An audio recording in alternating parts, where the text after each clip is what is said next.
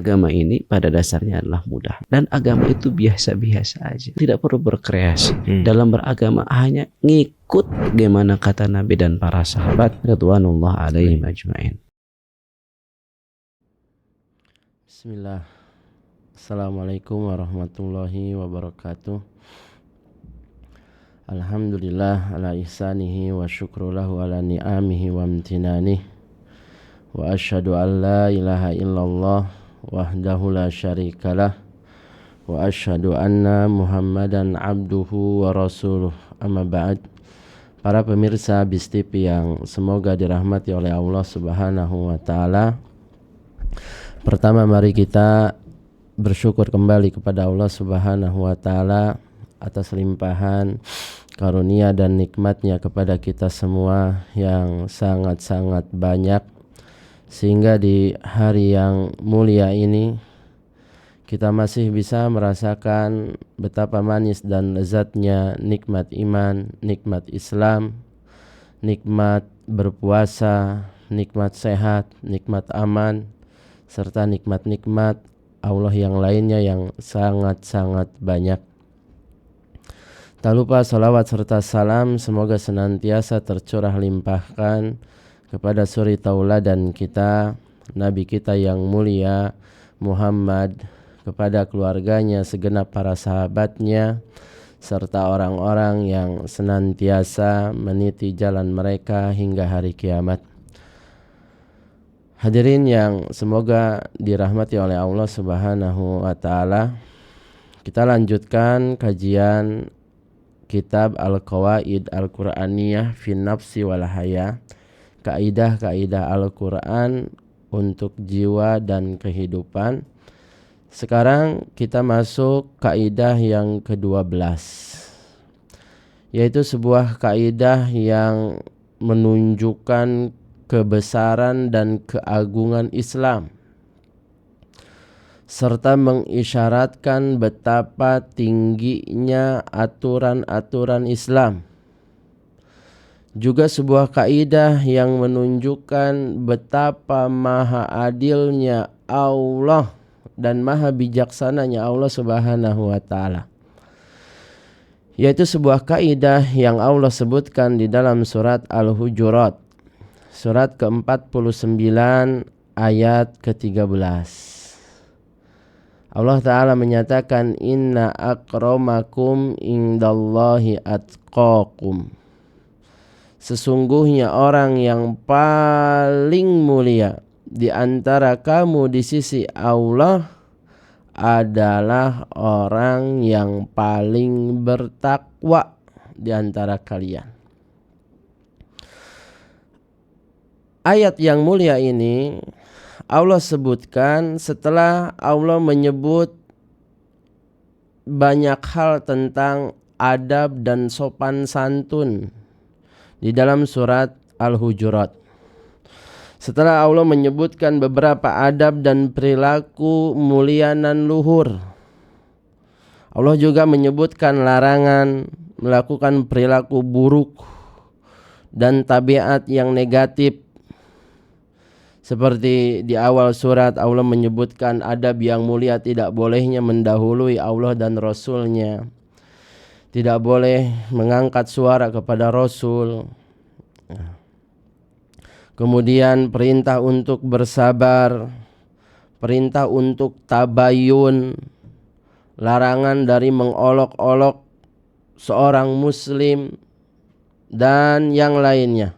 Setelah itu Allah menyebutkan dan menetapkan pokok utama yang menjadi dasar lahirnya akhlak yang baik tersebut, serta dasar juga yang menjadi sebabnya hilang akhlak baik tersebut. Dasar inilah yang menjadi barometer kemuliaan seseorang di sisi Allah Subhanahu wa taala. Dasar inilah yang menjadi barometer keutamaan seseorang di sisi Allah Subhanahu wa taala, yaitu takwa kepada Allah Subhanahu wa taala. Kita baca suratnya secara ayatnya secara lengkap. Allah taala berfirman, ya ayuhan nas, wahai sekalian manusia, kata Allah, inna khalaqnakum min dzakari wa untha, sesungguhnya kami telah menciptakan kalian dari seorang laki-laki dan perempuan. Semua manusia asalnya sama, yaitu dari Nabi kita Adam dan juga Hawa. Wa ja'alnakum syu'uba wa qabaila, lalu kami jadikan, kata Allah, kalian berbangsa-bangsa, berkabilah-kabilah, bersuku-suku. Ya, untuk apa? Untuk saling menonjolkan diri, untuk saling berbangga? Bukan, lita'arafu, kata Allah, agar kalian saling mengenal di antara kalian. Kemudian kata Allah, inna akramakum indallahi atqakum, sesungguhnya orang yang paling mulia di antara kalian di sisi Allah adalah orang yang paling bertakwa di antara kalian. Innallaha alimun khabir, sesungguhnya Allah maha mengetahui lagi juga maha teliti. Allah tahu siapa yang paling bertakwa di antara kalian. Inilah barometer Allah Subhanahu wa ta'ala untuk menilai seseorang itu apakah mulia, apakah utama di sisi Allah Subhanahu wa ta'ala. Orang yang paling mulia di sisi Allah Subhanahu wa ta'ala adalah orang yang paling bertakwa.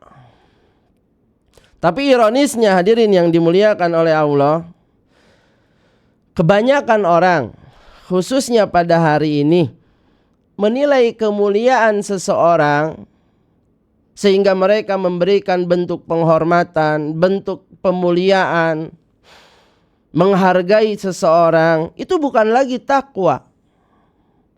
Barometer kebanyakan orang pada hari ini adalah dunia.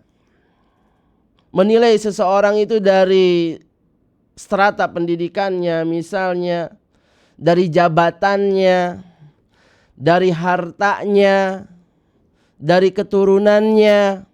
Apakah orang ini berdarah biru atau tidak? Apakah orang ini orang kaya apa miskin? Mobilnya bagus apa enggak? Kalau mobilnya bagus, dimuliakan, dihormati. Sehingga akibatnya apa? Ketika ada orang bertakwa, setakwa apapun, jika dia rakyat biasa bukan pejabat, jika dia orang miskin bukan orang kaya, jika dia fisiknya biasa saja, tidak grade gantengnya enggak tinggi misalnya, grade kecantikannya enggak tinggi misalnya, maka orang tersebut kurang dihormati dan dimuliakan. Setakwa apapun, ketika orang itu miskin, ketika orang itu tidak punya apa-apa, rakyat biasa bukan pejabat, bukan juga dari darah biru, maka kurang dihormati. Padahal di dalam ayat tadi Allah menjelaskan bahwa orang yang paling mulia itu bukan orang yang paling tinggi jabatannya, bukan orang yang paling banyak hartanya, bukan orang yang paling biru darahnya, tapi orang yang paling mulia di sisi Allah adalah orang yang paling bertakwa kepada Allah Subhanahu wa ta'ala. Dan kita sebagai seorang muslim dituntut untuk mencintai apa-apa yang dicintai oleh Allah dan Rasulnya.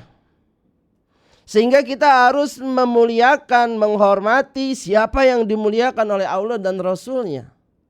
Dan tentu orang yang bertakwa itu dicintai dan dimuliakan oleh Allah Subhanahu wa ta'ala. Ini merupakan konsekuensi keimanan seorang muslim terhadap Allah. Manakala dia mengikrarkan aku beriman kepada Allah, maka konsekuensinya dia harus mencintai orang-orang yang Allah cintai. Dia harus menghormati, memuliakan orang-orang yang Allah hormati dan muliakan. Sehingga bila demikian kita benar-benar akan merasakan manis dan lezatnya iman di dalam dada. Sebaliknya bila tidak demikian, kita tidak mencintai orang-orang yang Allah cintai, tidak memuliakan orang-orang yang Allah muliakan, kita tidak akan pernah merasakan manis dan lezatnya iman. Nabi kita Muhammad sallallahu alaihi wasallam pernah bersabda di dalam sebuah hadis yang sahih riwayat Imam Al-Bukhari. Kata Nabi, salasun man kunna fihi wajada halawatal iman. Ada 3 perangai, ada 3 sifat. Siapa yang ketiga perangai ini terkumpul dalam diri seseorang, maka dia akan merasakan manis dan lezatnya iman. Yang pertama kata Nabi, man kana Allahu wa rasuluhu ahabba ilaihi mimma siwahuma. Yang pertama, barang siapa yang Allah dan Rasulnya lebih ia cintai dari selain keduanya. Yang kedua kata Nabi, wa an yuhibbal mar'a la yuhibbuhu illa lillah. Ini yang menjadi syahidnya. Yang kedua, apabila ia mencintai seseorang, memuliakan seseorang, menghormati seseorang, maka ia mencintainya karena Allah Subhanahu wa taala. Dia muliakan seseorang karena Allah memuliakannya. Dia hormati seseorang karena Allah menghormatinya. Dia cintai seseorang karena Allah mencintainya. Yang ketiga kata Nabi, wa an yakraha an yauda fil kufri ba'da an anqadhahu Allahu minhu kama yakrahu an yuqdhafa finnar. Ia benci untuk kembali kepada kekufuran setelah Allah menyelamatkannya, sebagaimana ia benci untuk dilemparkan ke dalam neraka. Pemirsa BIS TV yang semoga dirahmati oleh Allah Subhanahu wa taala. Pembuktian kebenaran ayat ini akan lebih terlihat sangat jelas manakala kita membandingkan dengan potret keadilan yang diterapkan oleh bangsa Arab di zaman jahiliyah. Di zaman jahiliyah dulu, orang-orang Arab itu menilai seseorang mulia, menilai seseorang itu berhak untuk dihormati. Itu melihat kepada strata kesukuan mereka. Semakin mulia sukunya, kesukuan mereka, kabilah mereka, maka mereka akan semakin menghormatinya. Semakin kaya seseorang, maka mereka akan semakin menghormatinya. Apalagi kalau bukan orang Arab. Di zaman jahiliyah dulu orang non-Arab, orang ajam, itu begitu direndahkan. Begitu tidak dihormati oleh mereka. Ya, apalagi kepada budak. Apalagi kalau strata sosialnya itu seorang pelayan. Ya. Di zaman jahiliyah dulu orang-orang seperti itu tidak dihormati dan dimuliakan. Salah satu contoh potret keadilan yang indah di masa hidup Rasulullah Shallallahu Alaihi Wasallam adalah kisahnya Abu Dzar. Karena Nabi itu tidak hanya mengajarkan teori, tapi praktek juga kepada para sahabat. Mempraktekkan ayat ini seperti apa? Ya. Riwayat ini dibawakan oleh Imam Muslim di dalam sahihnya dari Al-Ma'rur bin Suwaid. Ia berkata, marorna bi Abi Dzar bi Rabdah. Kami pernah melewati Abu Dzar di sebuah wilayah namanya Rabdah. Wa alaihi burdun wa ala gulamihi mithluh.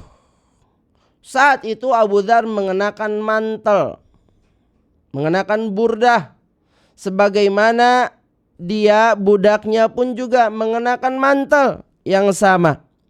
Fakulna, maka kami berkata, ya Abu Dzar, wahai Abu Dzar, lau jama'ta bainahuma kanat hullatan. Alangkah indahnya jikalau kamu menggabungkan dua mantel itu menjadi satu.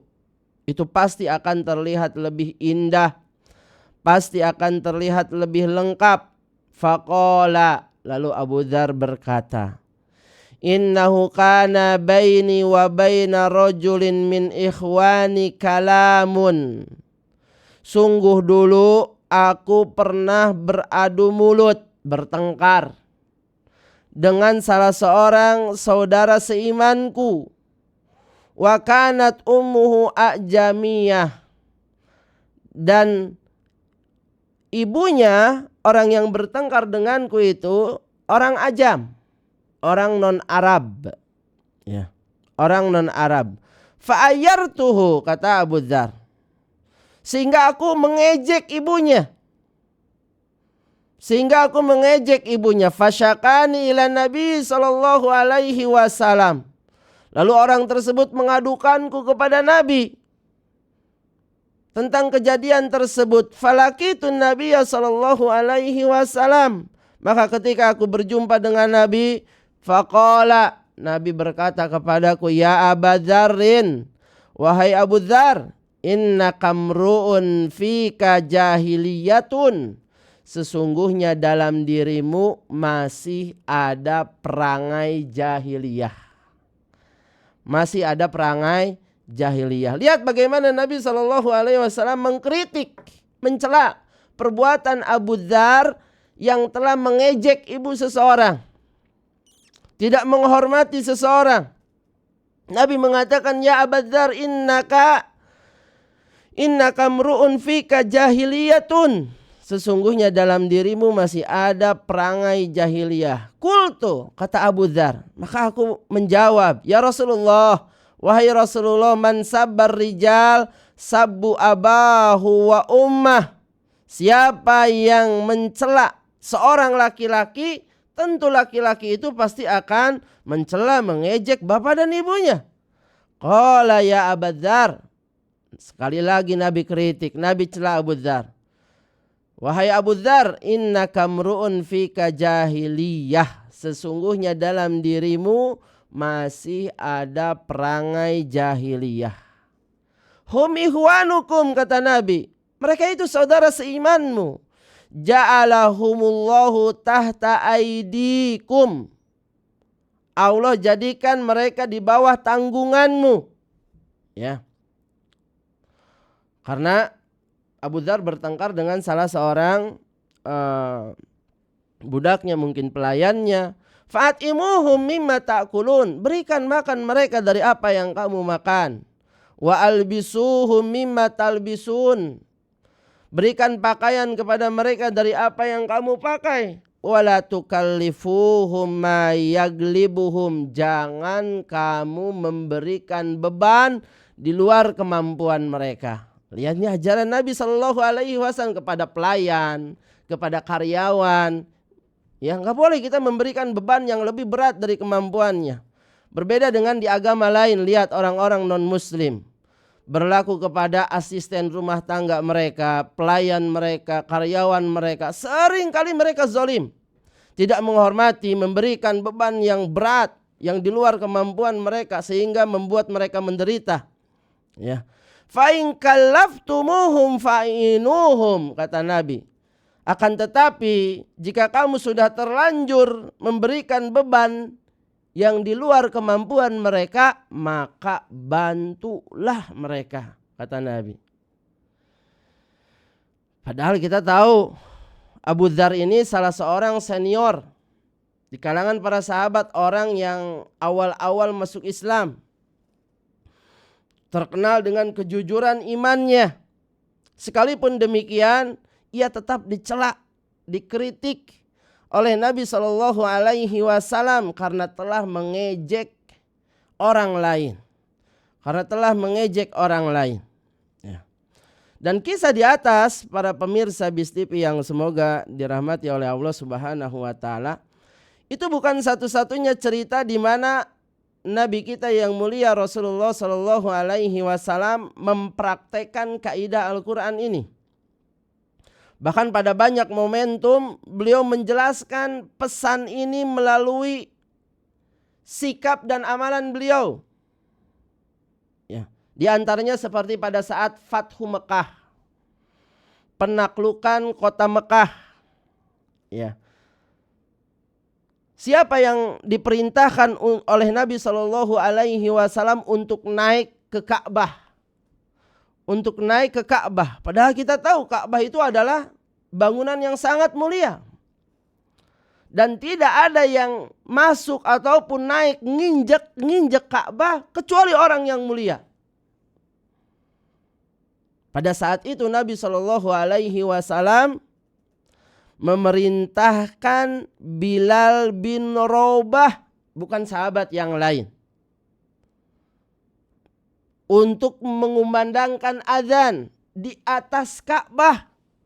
Padahal kita tahu Bilal ini seorang budak hitam dari Ethiopia. Ketika itu orang-orang tidak mengira bahwa budak sekelas Bilal tidak akan menempati kedudukan yang terhormat yang diberikan oleh Rasulullah Shallallahu Alaihi Wasallam kepadanya. Tetapi inilah Islam, hadirin yang dimuliakan oleh Allah. Ya, Islam itu tidak memandang seseorang itu apakah kulitnya hitam atau putih, ya, atau kaya atau miskin, misalnya darahnya biru atau tidak. Manakala seseorang itu terhormat, maka harus dihormati. Seseorang itu harus dimuliakan. Ya. Kisah yang kedua itu tadi pada saat Fathu Mekah. Masih pada saat Fathu Mekah juga. Di hari yang sama Rasulullah memasuki Ka'bah dan sholat di dalam ruangannya. Masuk Ka'bah, sebuah tempat yang mulia. Ya, sholat di sana Nabi Shallallahu Alaihi Wasallam. Kira-kira siapa yang Nabi ajak masuk ketika itu? Mungkin di antara kita ada yang berpikir, oh yang diajak masuk pasti Abu Bakar As-Siddiq. Oh yang diajak masuk pasti Umar bin Khattab. Oh yang diajak masuk mungkin menantunya Nabi yang memiliki gelar Dzunurain, yaitu Utsman bin Affan. Atau mungkin yang diajak masuk adalah Ali bin Abi Thalib. Selain beliau menantu Nabi, beliau juga kerabat dekat Nabi Shallallahu Alaihi Wasallam. Tapi ternyata tidak, bukan mereka yang diajak masuk ke dalam sebagai bentuk penghormatan, bentuk pemuliaan Nabi Shallallahu Alaihi Wasallam. Yang diajak masuk ketika itu adalah Usamah bin Zaid. Siapa Usamah bin Zaid? Seorang pelayan Nabi Muhammad Shallallahu Alaihi Wasallam. Yang diajak masuk ketika itu Bilal bin Rabah, budak hitam yang berasal dari Ethiopia. Yang diajak masuk juga ketika itu Utsman bin Tolhah yang bertugas sebagai juru kunci Ka'bah. Allahu Akbar. Adakah bukti yang lebih kuat dari ini semua? Lihat bagaimana Nabi Shallallahu Alaihi Wasallam benar-benar mempraktekkan kaidah Al-Quran ini dalam kehidupan yang nyata. Beliau mendidik para sahabat dengan perbuatan dan ucapan. Itulah yang seharusnya diberikan oleh seorang guru kepada muridnya juga. Seorang guru harus mendidik murid itu dengan ucapan dan perbuatan. Jangan sampai dia hanya jago berbicara tapi tidak jago mempraktekkan apa yang dia sampaikan. Bukankah suri tauladan kita adalah Nabi kita yang mulia Muhammad Sallallahu Alaihi Wasallam? Bapaknya para guru adalah Nabi kita Muhammad Sallallahu Alaihi Wasallam. Laqad kana lakum fi Rasulillah uswatun hasanah. Ya. Ini diantara bukti yang nyata, bukti yang kuat bahwa Nabi Sallallahu Alaihi Wasallam mempraktekkan kaidah Al-Quran ini. Padahal ketika itu banyak orang yang lebih mulia. Dilihat dari strata mungkin sosialnya. dilihat dari kekerabatannya, ya, kedekatannya dengan Nabi Muhammad SAW, lebih hebat, lebih gagah dibandingkan Usamah bin Zaid yang hanya seorang pelayan, dibandingkan Bilal bin Rabah, dibandingkan Utsman bin Tolhah. Seperti ada Abu Bakar di situ, ada Umar di situ, ada Utsman di situ, ada Ali bin Abi Thalib di situ, ada 10 sahabat yang dijamin masuk surga di situ. Tapi Nabi tidak memberikan penghormatan tersebut kepada mereka. Nabi memberikan penghormatan dan kemuliaan tersebut kepada 3 orang itu. Nabi ingin mengajarkan kepada para sahabat bahwa inna akramakum indallahi atqakum. Yang kedua, hadirin yang dimuliakan oleh Allah, itu kisah yang pertama. Kisah yang kedua adalah peristiwa besar yang disaksikan oleh mata dunia, tidak pernah dilupakan di dalam sejarah, yaitu sebuah peristiwa yang terjadi di Hajjatul Wada, haji perpisahan. Ketika gelombang manusia bertolak, ya, meninggalkan wilayah Arafah, tiba-tiba semua mata tertuju kepada kehadiran sebuah kendaraan yang ditunggangi oleh Rasulullah. Nunggu-nunggu, semua bola mata tertuju kepada kendaraan yang ditumpangi oleh Rasulullah. Siapa nih kira-kira yang bakal dibonceng sama Nabi? Sebuah penghormatan, sebuah kemuliaan. Semua mendambakan itu. Siapa nih kira-kira yang bakal dibonceng sama Nabi, diajak sama Nabi, dibonceng sama Nabi? Siapa yang gerangan yang bernasib baik ketika itu sehingga dia dapat dibonceng di belakang Rasulullah SAW?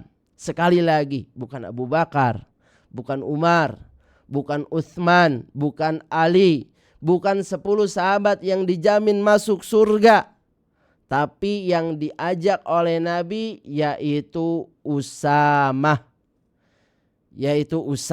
Siapa Usamah? Seorang bocah hitam, seorang anak hitam yang tak lain adalah pelayan Nabi Muhammad SAW.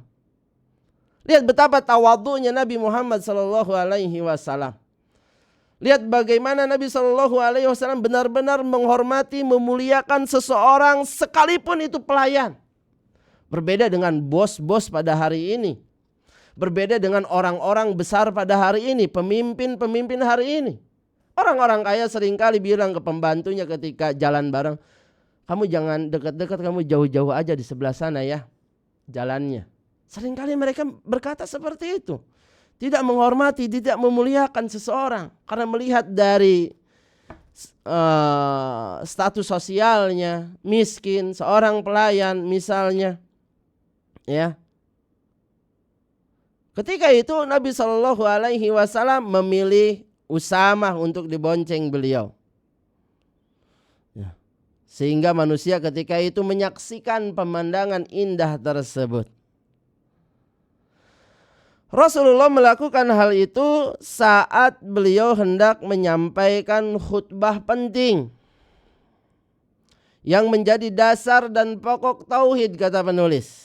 Sebuah khutbah yang menghancurkan dan menafikan dasar serta pokok kemusyrikan dan kejahiliahan. Di mana di dalam khutbah tersebut beliau menyatakan, inna kulla syai'in min amril jahiliyah tahta qadamayya maudhu', kata Nabi. Sungguh segala perkara jahiliyah, termasuk memuliakan dan menghormati seseorang melihat kepada darah birunya atau tidak, kayanya atau tidak, ya, kedudukannya tinggi atau tidak. Kata Nabi, sesungguhnya segala perkara jahiliyah berada di bawah kedua telapak kakiku ini. Artinya terhapus semuanya, tidak berlaku. Ini diantara momentum yang sangat indah, ya. Bagian dari tetesan aroma harum dari sirah nabawiyah yang wanginya semerbak sampai sekarang, ya. Demikian juga dalam sejarah para sahabat hadirin yang dimuliakan oleh Allah dan tabi'in. Banyak momentum terkait dengan masalah ini. Bagaimana mereka benar-benar mempraktekkan kaidah Al-Quran ini. Karena itu mereka menjadi pemimpin di dalam beragama. Menjadi generasi terbaik. Mereka lah contoh, role model bagi ajaran Nabi Muhammad SAW. Contoh mulia untuk dunia Islam. Contoh pertama seperti Ali bin Husain bin Ali bin Abi Thalib. Siapa berarti beliau? Cucunya Nabi Muhammad SAW yang ma'ruf, yang terkenal dengan sebutan Zainul Abidin. Zainul Abidin. Ketika itu beliau tinggal di Madinah. Suatu hari kata penulis, beliau masuk ke Masjid Nabawi. Di Masjid Nabawi ketika itu banyak para pembesar Quraisy lagi duduk-duduk berkumpul. Biasa seperti itu, ya. Lagi duduk-duduk berkumpul para pembesar Quraisy atau mungkin orang-orang Quraisy, karena orang-orang Quraisy itu suku paling mulia dalam bangsa Arab.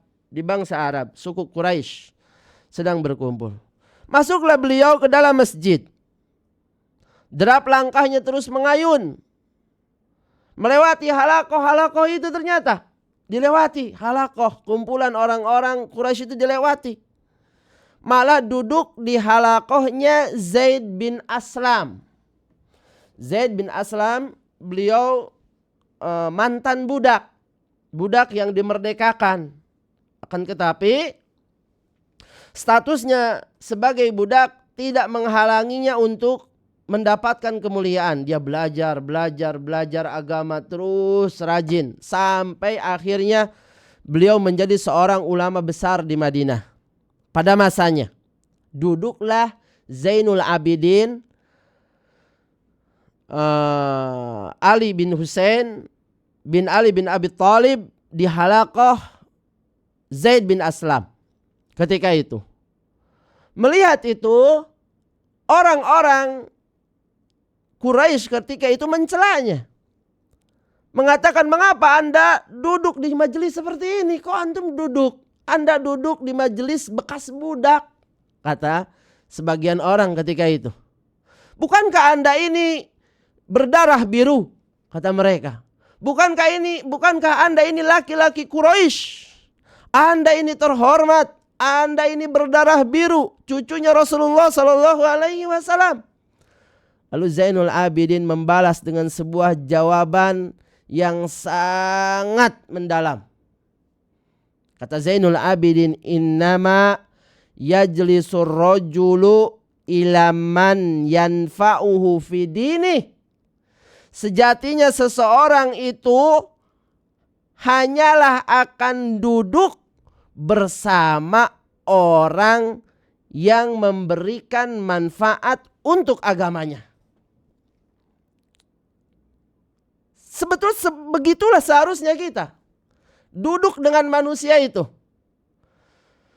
Semestinya kita itu duduk dengan orang-orang yang memberikan manfaat untuk agama kita.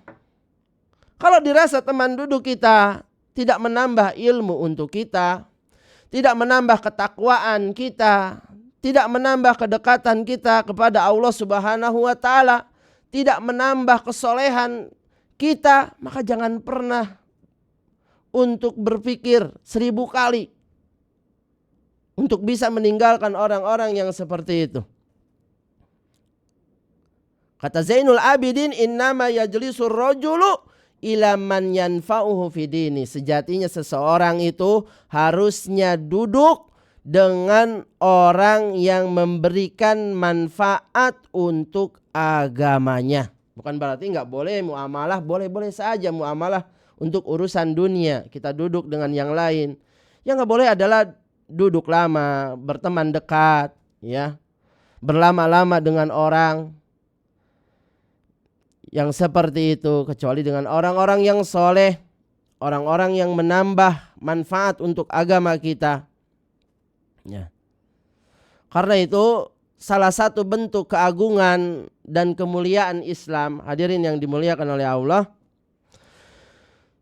di dalam Islam tidak pernah mengaitkan kedudukan seseorang di sisi Allah dengan apapun yang tidak disanggupinya. Contoh misalnya, apakah ada di antara kita yang bisa milih untuk lahir dari rahim yang mana? Kan tidak ada.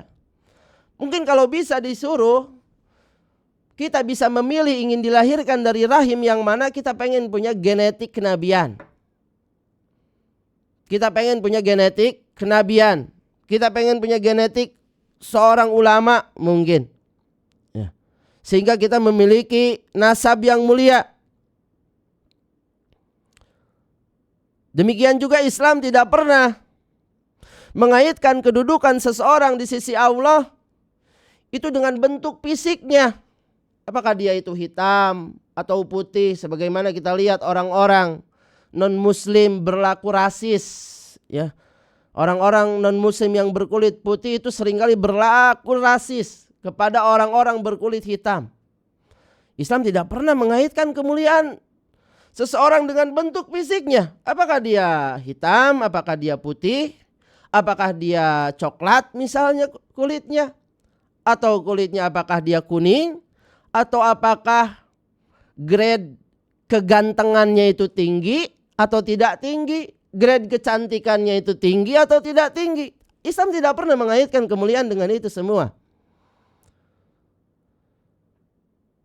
Islam hanya mengaitkan kemuliaan itu berdasar kesanggupan yang dimiliki oleh manusia itu sendiri. Dan setiap kita memiliki peluang untuk menjadi orang yang mulia, yaitu orang yang bertakwa. Tinggal kembali kepada kita. Kita mau enggak berusaha berjuang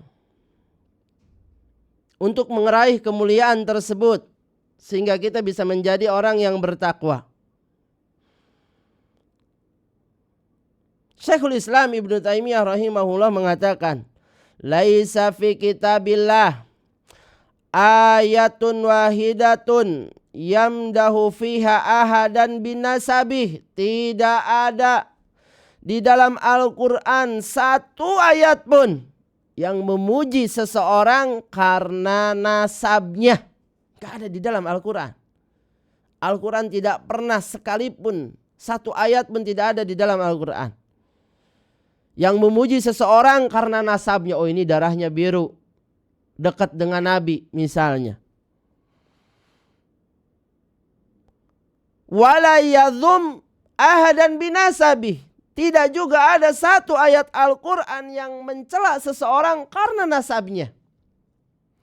Wa innama yamdahul iman wa taqwa wa yadhummul kufra wal fusuq wal isyan. Namun pujian itu didasarkan kepada keimanan yang dimiliki seseorang, ketakwaan, dan juga celaan itu pun didasarkan pada kekufuran, kefasikan, dan kemaksiatan. Boleh jadi seseorang mungkin strata pendidikannya cuma SD, tapi dia begitu mulia di sisi Allah Subhanahu wa taala. Kedudukannya sangat tinggi di sisi Allah Subhanahu wa taala karena ketakwaannya. Sebaliknya, boleh jadi ada orang strata pendidikannya tinggi, gelarnya doktor, gelarnya profesor, tapi di sisi Allah orang ini sangat hina. Boleh jadi seseorang itu di sisi Allah ada yang di sisi Allah mulia, walaupun di mata manusia hina karena miskin, dipandang sebelah mata. Boleh jadi ada orang seperti itu, dia miskin di dunia, gak punya apa-apa, dipandang sebelah mata sama manusia, gak pernah dihormati, sering direndahkan oleh manusia. Padahal orang itu adalah orang yang paling mulia di sisi Allah Subhanahu wa taala karena ketakwaannya. Sebaliknya, boleh jadi ada orang yang kaya raya di dunia, semua fasilitas dunia dia punya.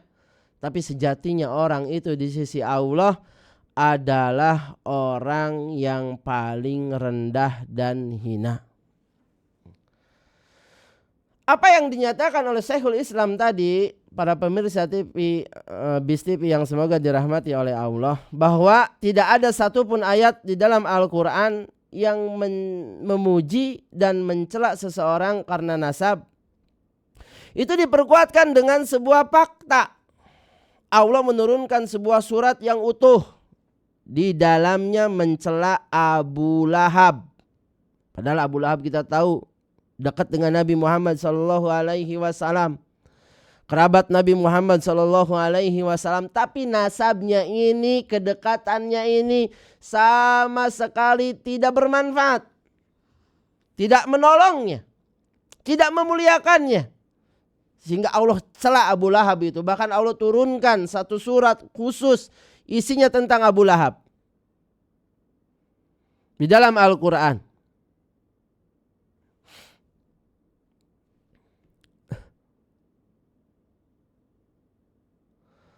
Timbul pertanyaan hadirin yang dimuliakan oleh Allah Subhanahu wa taala. Apa sih takwa itu?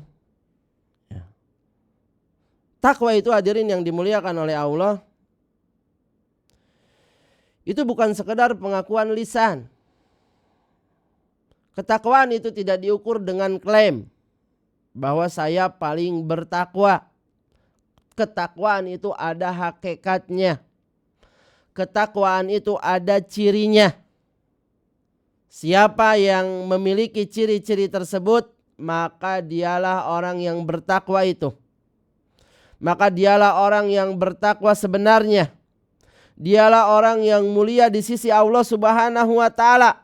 Sekalipun orang atau manusia merendahkannya.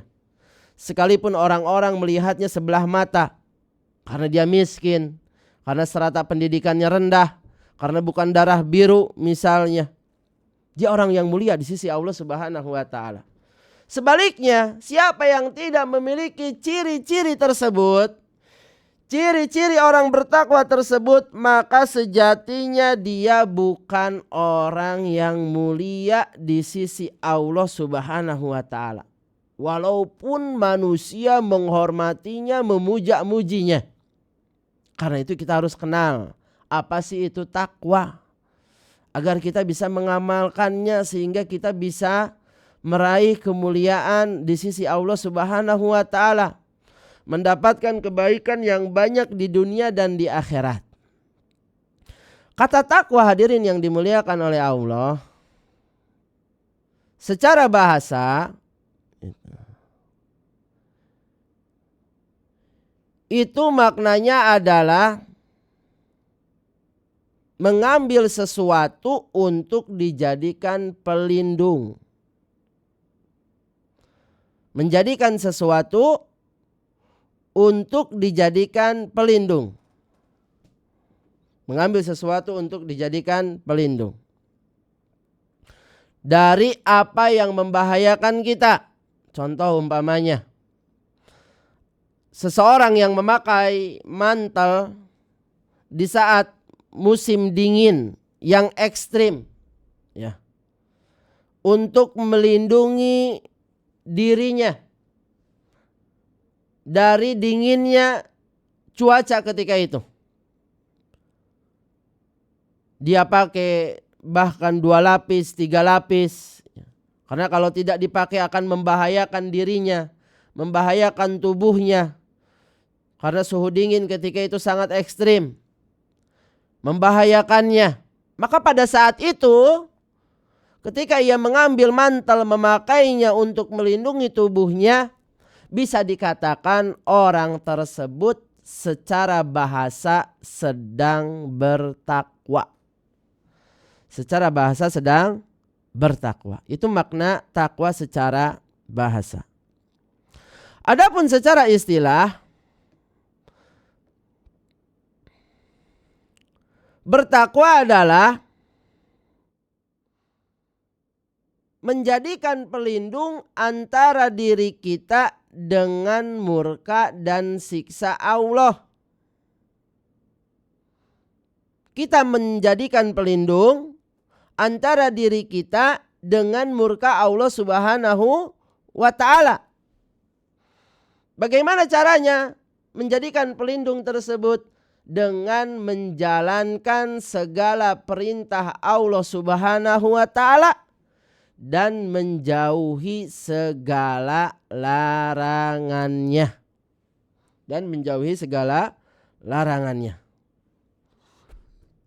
Itulah makna takwa sebagaimana disebutkan oleh Imam Ibnu Katsir, Imam An-Nawawi, bahwa takwa itu adalah fi'lul ma'mur wa tarkul mahdzur.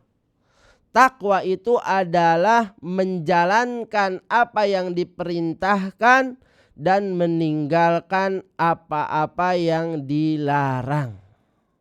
Maka dari sini hadirin yang dimuliakan oleh Allah, kita bisa tahu orang yang paling bahagia terkait ketakwaan siapa? Orang yang rajin menuntut ilmu agama. Kenapa? Karena semakin dia rajin, semakin dia belajar, semakin banyak perintah Allah yang dia tahu. Semakin banyak larangan Allah yang dia tahu, sehingga dia mempraktekannya. Yang perintah dia laksanakan, yang larangan dia jauhi. Sehingga dia memiliki ketakwaan yang berbeda dengan orang yang tidak menuntut ilmu agama. Kedudukannya tinggi di sisi Allah Subhanahu wa ta'ala. Ini diantara kemuliaan ilmu. Karena itu kita sebagai seorang muslim harus rajin belajar ilmu agama. Harus semangat belajar ilmu agama. Selamanya tidak akan pernah mungkin kita mendapatkan predikat takwa, kedudukan tinggi di sisi Allah, mulia, kalau kita jauh dari ilmu. Kalau kita jauh dari ilmu. Kalau kita malas-malasan belajar, kita belajar agar kita bisa bertakwa. Kita belajar agar kita bisa tahu mana perintah Allah sehingga kita bisa melaksanakannya. Mana larangan Allah sehingga kita bisa menjauhinya. Wallahu a'lam bishawab. Itu saja yang bisa disampaikan untuk kesempatan yang berbahagia ini. Kita tunggu sebentar, barangkali ada pertanyaan yang masuk sebelum kajiannya kita tutup.